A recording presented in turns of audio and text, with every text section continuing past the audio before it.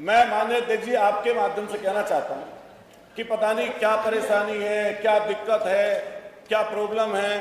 अगर हम जो ये विषय उठा रहे हैं अगर जनता के ना हो, जनहित के ना हो, स्वास्थ्य विभाग से जुड़े हुए ना हो, और यहाँ पर जो बातें चलती हैं, जिस तरह के जवाब सामने से आते हैं, माननीय मंत्री जी जब बोलेंगे क्या सिर्फ इसी बात पर बोलेंगे?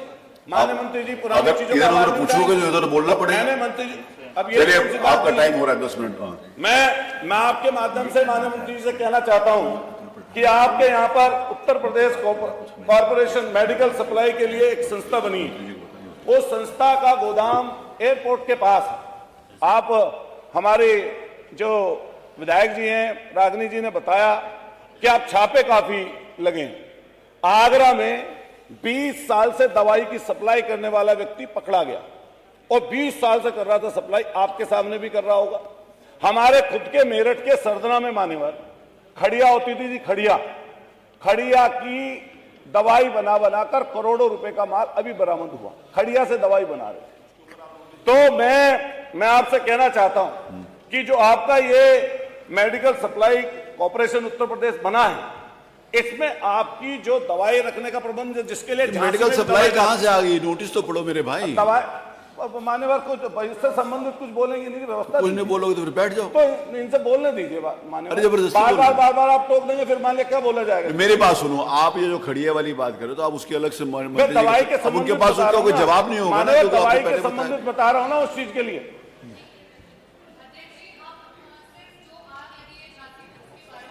आपने बोला अपनी बात, उसी के ऊपर बोलने। ये कहना चाहती हूँ कि जब मंत्री जी भी बात करें तो ये जो आग लगी उसके कारण उस पे क्या हुआ वो बता, वो मंत्री जी जवाब देंगे। हम मंत्री जी को नहीं बता सकते क्या आपके हिसाब से। मंत्री जी अपने हिसाब से नहीं बोलने दिया जाए किसी ने, हमारी तो जिम्मेदारी है मान्यवर। अरे आप प्लीज विषय पर आइए, बोलिए। अरे आप बोलिए, आप बोलना नहीं चाहते, नेतागिरी ज्यादा करना चाहते हैं।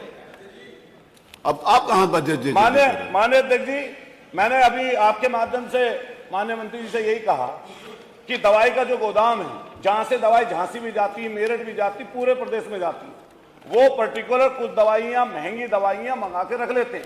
अगर आज ही माननीय मंत्री जी चले जाएं, जिन दवाइयों की सप्लाई अलग अलग मेडिकल कॉलेज और अस्पतालों में सरकारी रूप से होती है, अगर आज ही चले जाएं, वही महंगी दवाइयां धूल फाक रही हैं, इंजेक्शन के बड़े बड़े कार्टन वहां पे बने रखे हैं। अगर आज ही चले जाएंगे तो करोड़ों रुपए की एक्सपायरी डेट की दवाइयां आपको मिल जाएंगी जो अलग अलग जगह सप्लाई होती थी। मान्यवर एक दो चीज और बात कह के मैं अपनी बात खत्म करूंगा। डॉक्टरों की मान्यवर बहुत कमी, जो झांसी की घटना हुई, इसी तरह चाहे आप बनारस चले जाइए, चाहे आप मेरठ चले जाइए, मेरठ या पूरे के पूरे 30 मेडिकल कॉलेज मान्यवर इन लोगों ने बनाए हैं। सबसे ज्यादा कमी डॉक्टरों की है, लगभग 19,000 डॉक्टरों की यहाँ पर नियुक्ति होनी चाहिए और स्वीकृत पद हैं, उनमें से 60% ही अभी तक ये फुलफिल कर पाए हैं। नई भर्तियां जो निकलती हैं उनमें कोई मान्यवर आता नहीं है, जिसके कारण से दिक्कत परेशानी झेलनी पड़ती है। और मैं अभी आपके सामने कहना चाहता हूं, विशेषज्ञ डॉक्टरों की तब भर्ती मंत्री जी ने विभाग ने निकाली है, उसमें डॉक्टर नहीं आए। खासतौर से रेडियोलॉजिस्ट, आपके रेडियोथेरेपी वाले डॉक्टर नहीं आ पाए। और इसमें सबसे ज्यादा पेच मान्यवर ये फंसा हुआ है कि सैलरी का निर्धारण ठीक तरीके से नहीं हो पाता। मैं एक चीज और मान्यवर कहूंगा आपके माध्यम से कि जो हमारे मेरठ का मेडिकल कॉलेज है, उसमें लगभग 3 से 4 हजार रोजाना की ओपीडी होती है। और जिस तरीके से जैसे ही झांसी में एक कांड हुआ, जैसे ही मौत हुई बच्चों की, अलग अलग जगह जो नर्सरी थी, हमारे यहां पर भी नर्सरी थी, उसमें भी एक एक की जगह 2-2 बच्चे रखे जाते थे, एक के स्थान पर 2 बच्चे रख दिए जाते थे। तो मैंने फोन करके एक दिन खुद माननीय प्रिंसिपल साहब से कहा कि भाई इसमें बच्चों की आप तादाद क्यों कम कर दिया आपने?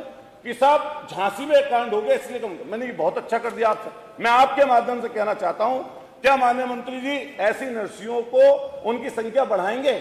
और बढ़ाएंगे तो शायद कब तक बढ़ा देंगे? और माननीय मंत्री जी, माननीय अध्यक्ष जी, आपके माध्यम से ये कहना चाहता हूं, देखिए बहुत सारी बातें हैं, बहुत लंबा ना बोलते हुए आपके माध्यम से यही कहूंगा कि अगर ठीक तरीके से काम अपना कर लिया जाए, माननीय प्रमुख सचिव साहब भी यहां पर बैठे होंगे, आपके माध्यम से कहना चाहता हूं, अधिकारियों का रवैया यह है, किसी भी जगह जाकर कोई भी आपके कहीं भी जाकर कोई प्रशिक्षण आपके वहां पर किसी भी तरह की जांच नहीं की जा रही। किसी भी जगह अस्पतालों में जाते हैं तो चूना डल जाता है, सही सही चीज दिख जाती है, और वहां पर किसी जनप्रतिनिधि को या किसी जानकार को नहीं बुलाया जाता। एक बस बात कहते हुए यही कहूंगा आपके माध्यम से कि जो डलहौजी ना कर पाया वो ये तानाशाह कर देंगे, कमीशन दे दो तो हिंदुस्तान को नीलाम कर देंगे। ये ऐसा इसके विभाग का हाल इस समय चल रहा है। माननीय मंत्री जी, आपके माध्यम से चाहूंगा कि इन सारी बातों पर जरूर प्रकाश डालें। धन्यवाद।